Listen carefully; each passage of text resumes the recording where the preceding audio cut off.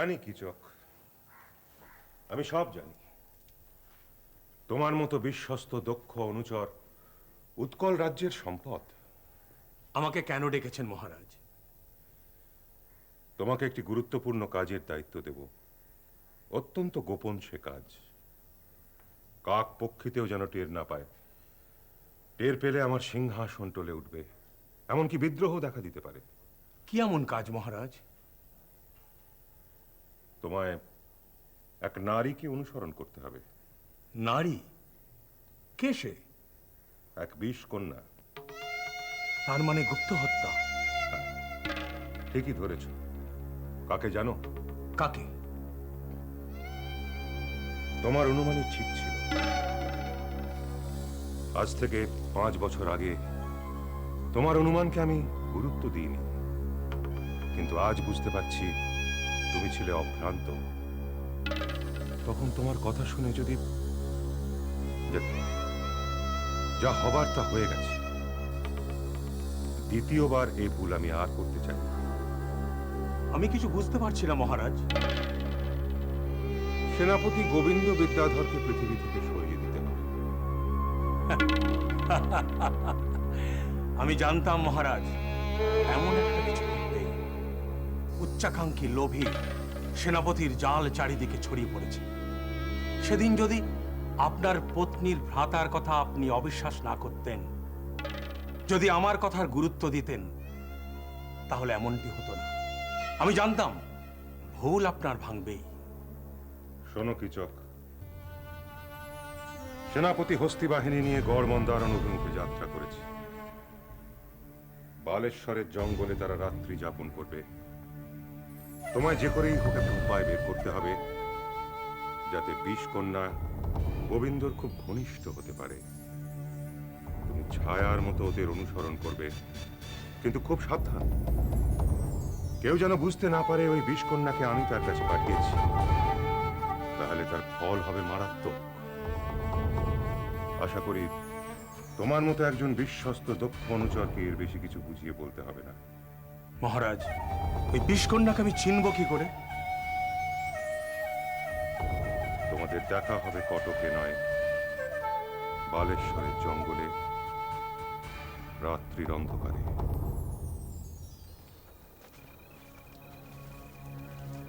এসে গেছে, তোমরা তৈরি হয়ে নাও তাড়াতাড়ি। একা আছেন না সঙ্গে কেউ আছেন? সঙ্গে একজন দেহরক্ষীও আছেন, মনে হচ্ছে নৈশ ভ্রমণে বেরিয়েছে। তাড়াতাড়ি করুন। তাড়াতাড়ি করো।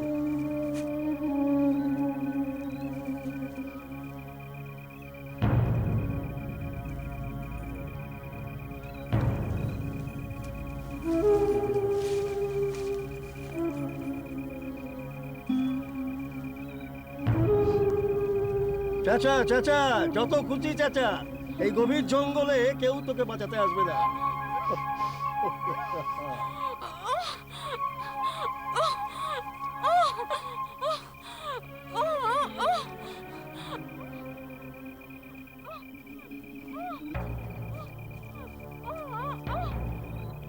একজন মহিলার গোঙানির আওয়াজ পাচ্ছ না? হ্যাঁ সেনাপতি, মনে হচ্ছে জঙ্গলে কোনো ডাকাতের দল আছে। তারা হয়তো কোনো মেয়েকে। চলো, তাকে এক্ষুনি বাঁচানো দরকার। কিন্তু সেনাপতি, ওরা দলবদ্ধ, সেখানে আমরা দুজন। ভয় পাচ্ছ? ডাকাতের হাত থেকে একজন নারীকে উদ্ধার না করাটা মহাপাপ। যা হয় হবে, চলে এসো। আর গোবিন্দ বিদ্যাধরের হাতে ওসি থাকলে একা 20 জনের মহড়া নিতে পারে। এসো। চাচা চাচা, যত খুশি চাচা, এই গভীর জঙ্গলে কেউ তোকে রক্ষা করতে আসবে না। শুনে বাবা, এই যে অস্ত্র নিয়ে আসছে, বাড়ি আয়, বাড়ি আয়।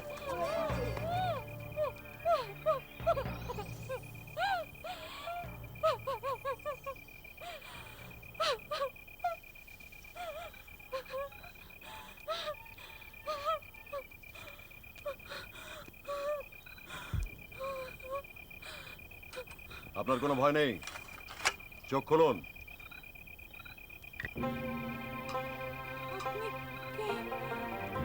আমি উৎকল সেনাপতি গোবিন্দ বিদ্যাধর। আপনার পরিচয় দিন। আপনাকে দেখে তো উচ্চকুলশীল গৃহবধূ মনে হচ্ছে। আমার বাড়ি গৌরবঙ্গে, নাম পদ্মাবতী। যাচ্ছিলাম এক আত্মীয়ার বাড়ি কটকে। পথিমধ্যে পালকিতে ডাকাতে আক্রমণ করলো, তারাই আমাকে এখানে উঠিয়ে নিয়ে এসেছে। আপনি না এলে আমার যে কি সর্বনাশ হতো। দেখুন, এই মুহূর্তে আপনাকে গৌড়বঙ্গ সীমানা পার করিয়ে দিতে পারছি না। তবে আমার বিশ্বস্ত সহচর আপনার সঙ্গে দিতে পারি, আপনাকে কটক অব্দি নিয়ে যেতে পারি। আর যদি আপনার নিজের গৃহে ফিরতে চান, তাহলে কয়েকদিন অতিথি হিসেবে আমার সঙ্গে থাকতে হবে। যথাসময়ে আপনাকে আপনার বাড়ি পৌঁছে দেওয়া হবে।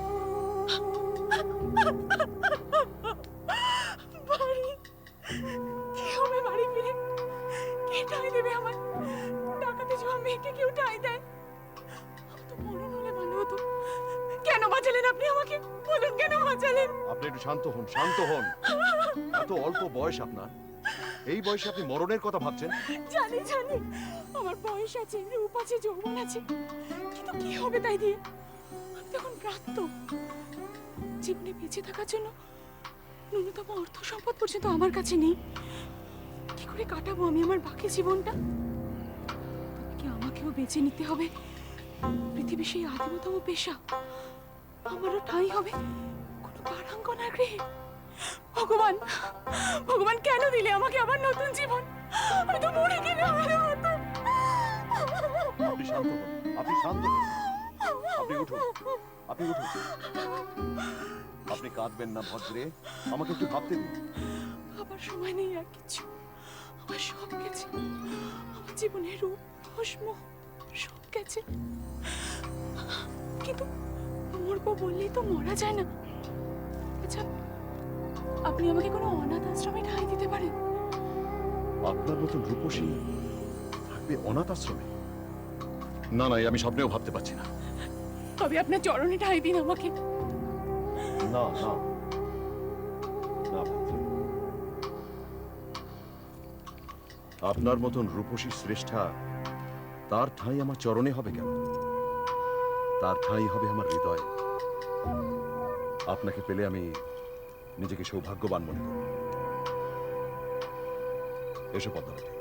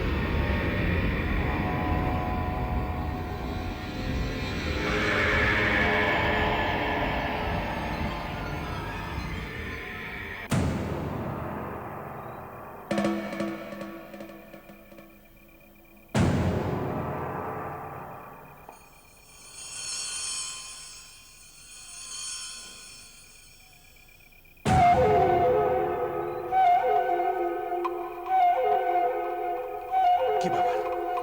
দেরি হচ্ছে কেন? মহারাজ কত উঠিয়ে পড়েছেন, তাই রং পা লাগিয়ে তোমার কাছে আমি ছুটে চলে এলাম। চেষ্টা তো করছি, সুযোগ না পেলে কি করব? সেনাপতি শ্রীমানের দিকেও ধরতো, খুব সাবধানে এগোতে হচ্ছে। আর আর একটু সময় দাও। না না, সময় দেওয়া যাবে না। 2-1 দিন পর গড় মন্দারণ আক্রমণ করবে উৎকল সৈন্যরা। আজ রাতেই সেনাপতির প্রাণ নাশ করতে হবে। বললাম তো চেষ্টা করব।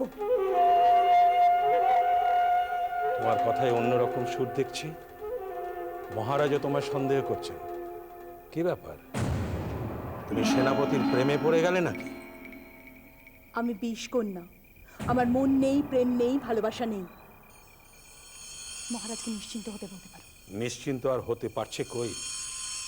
তোমার আংটির বিষ কি শেষ হয়ে গেছে, নাকি চুলের কাঁটায় বিষ মাখানো নেই? কোনটা? কোনোটাই নয়। মহারাজকে আশ্বস্ত করো, আজ রাত্রের মধ্যেই কাজ সারবো।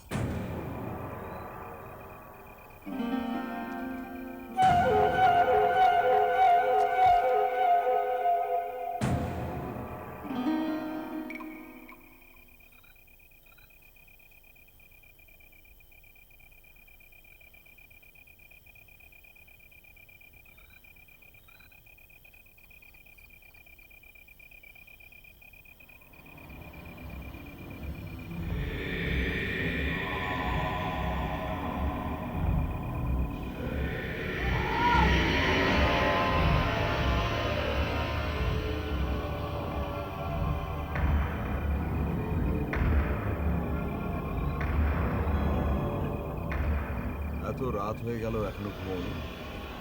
বড্ড ভালোবাসো না আমাকে? ভালোবাসার কথা কি মুখে প্রকাশ করা যায়? তা তো অনুভব করতে হয়। হ্যাঁ, আমি তো অনুভব করি। জানো, এই পৃথিবীতে তোমার চেয়ে বেশি আমি আর কাউকে বিশ্বাস করি না। আমি তো তোমাকে ততটাই ভালোবাসি সেনাপতি। আবার সেনাপতি?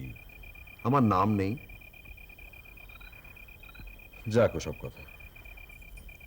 আর কয়েকদিন পরেই আমরা বঙ্গ সীমান্ত পার হব। তুমি চাইলে তোমাকে বাড়ি পৌঁছে দিতে পারি।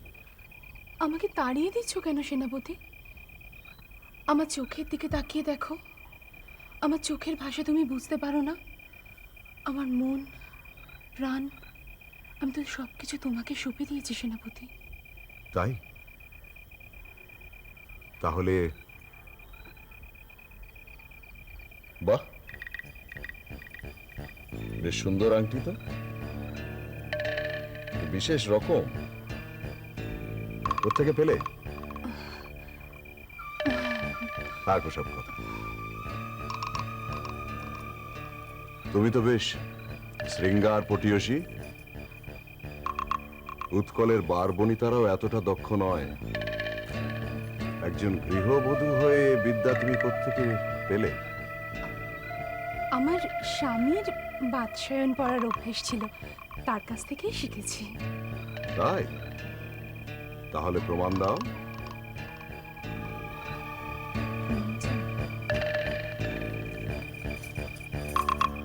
এসো।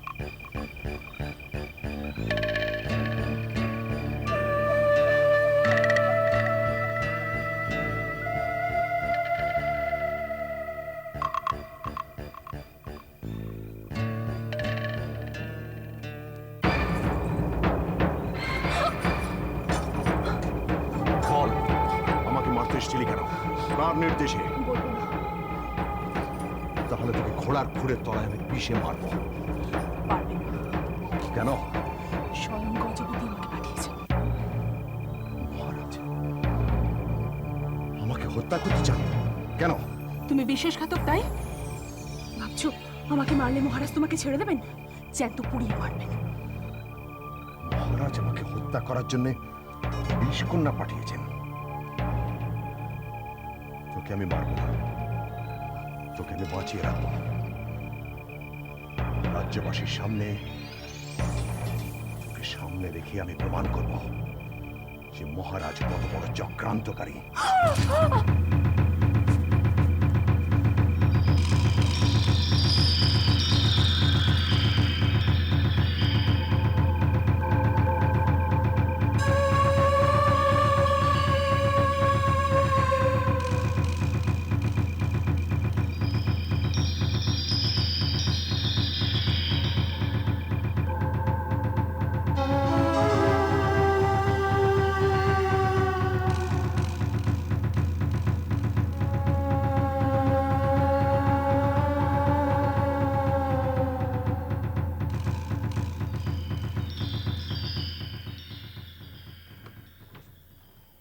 অত্যন্ত দুঃসংবাদ মহারাজ, আপনার বিষ কন্যাকে হত্যা করতে আমি বাধ্য হয়েছি।